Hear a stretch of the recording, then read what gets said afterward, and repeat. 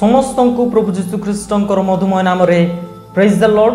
मु प्रभु दास पास्टर मनोहर श्याम ए ऑनलाइन माध्यम आपण मानक समस्त को स्वागत करूछि।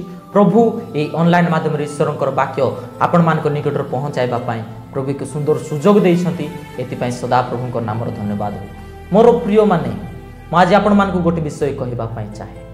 आपण को लागू अछि कि मते के प्रेम करूना, मोर परिवार मते प्रेम करूना, मोर पड़ोसी मोर सांग साथी मते प्रेम करूना। एई प्रकार मनुष्य आज चिंता करूछि एवं जगत रे प्रेम को से खोजी बुलुछि।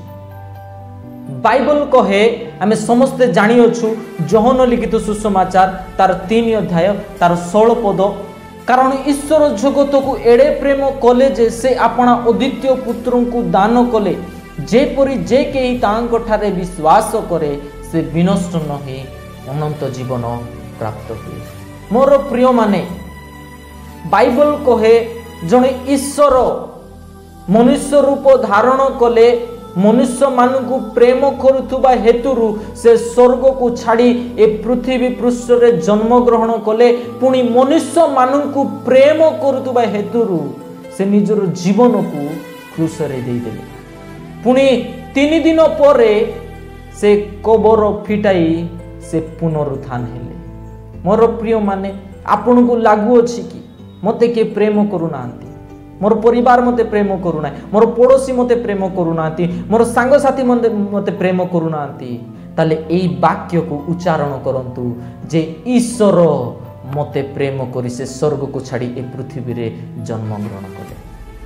आज अनेक लोक माने एई प्रकार चिंताधारा करंती जे मते के प्रेम करूना, एथि जगत रे जाई प्रेम खोजी बुलुछंती जे जगत रे गले मते प्रेम मिलिबो, आ पाखरे गले मते प्रेम मिलिबो, ता पाखरे गले मते प्रेम मिलो, सेई लोक पाखरे गले, सेई युवक सेई युवती पाखरे गले मते प्रेम मिलिबो। मोर प्रिय माने प्रेम केवल प्रभु जीशु ख्रीष्टଙ୍କ पाखरे रही अछि। आउ जो मनुष्य परमेश्वरଙ୍କ ठारे जीवो, जीशु ख्रीष्टଙ୍କ ठारे जीवो, से प्रकृत प्रेम को से प्राप्त होबो। जीशु ख्रीष्ट ए जगत रे काकू विनष्ट करिबा पाए नाही, काकू क्षति करिबा पाए नाही। जीशु ख्रीष्ट ए जगत रे आपन को प्रेम करिबा पाए आसिले। आपन को प्रेम करुतबा हेतुरु से स्वर्ग को छाड़ी ए जगत रे जन्म ग्रहण कले। मोर प्रिय माने केवल आपन को प्रेम करुतबा हेतुरु मात्र आज जगत रो लोक माने ईश्वरंकर प्रेम को भूली जाय जगत रो प्रेम रे आज लिप्त हो जाय अछि। बाइबल कहे प्रथम जोहन तार 2 अध्याय तार 15 पद रे जे संसार कियो बा सेथिर थिबा विषय को तुमे प्रेम न करो, जदि सेही सब विषय को जदि तुमे प्रेम करिवो ताले ईश्वरंकर प्रेम तुम ठारे ना। मोर प्रिय माने जदि आमे संसार को जदि प्रेम करूछु, संसार रे थिबा विषय को, संसार रे थिबा युवक युवती, संसार रे थिबा सोना रूपा पैसा धन संपत्ति की जदि आमे प्रेम करूछु ताले ईश्वरंकर प्रेम आम ठारे ना। आमे प्रभु को प्रेम करिबा काहे कि ना एमिति एक परमेश्वर को आमे आज पाई अछु जे सेही परमेश्वर आमको प्रेम करी निजर जीवन को से बलिदान कर देले। मोर प्रिय माने जदि आपन को लागुची आपन को के प्रेम करूनांती ताले एई वाक्य को उच्चारण करंतु जे कारण ईश्वर जगत को प्रेम कले मोर पाई, कारण ईश्वर मते प्रेम कले आउ से स्वर्ग को छाड़ी ए जगत रे जन्म ग्रहण कले। मते प्रेम कले आउ से स्वर्ग को छाड़ी ए पृथ्वी रे जन्म ग्रहण कले। मोर प्रिय माने आपन को प्रभु प्रेम करंती, आपणकर परिवार को प्रभु प्रेम करंती, आपणकर ओ मंडली को प्रभु प्रेम करंती, ए जगतर लोक मान को से प्रेम करंती। सेति पाई से स्वर्ग को छाड़ी पृथ्वी रे जन्म ग्रहण कले। मोर प्रिय प्रभुकर लोक माने आम माने समस्ते प्रभु को प्रेम करी आगु को बढ़िबा, काहे कि ना ईश्वरंकर प्रेम रे अनंत जीवन रही अछि। ईश्वरंकर प्रेम रे आशीर्वाद रही अछि।